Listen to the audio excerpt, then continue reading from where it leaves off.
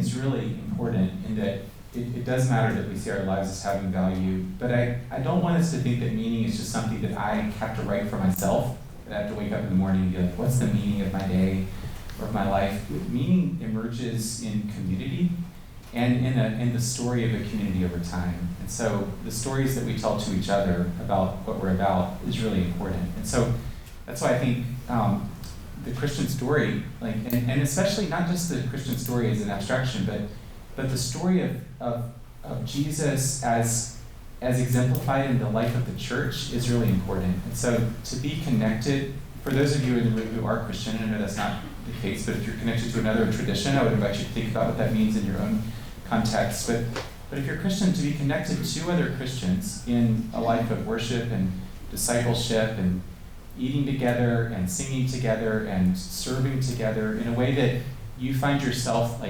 called into certain kinds of service and opportunity by others is a great way to think about our lives having meaning.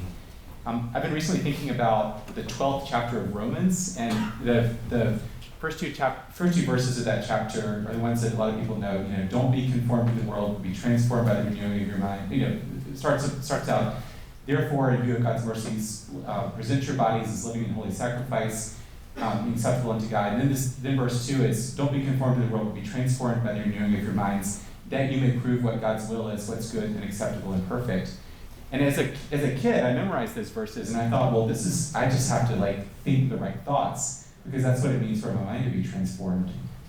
But you have to then go on later, immediately then, Paul, in writing that chapter of Romans, right after that, he says, but don't think of yourself more highly than you ought, but think of yourself according to the measure of faith that God has given to you.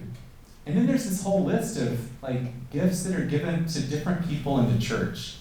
And he basically says, figure out what your particular inclination is to serve the church and get busy in the common life of the church.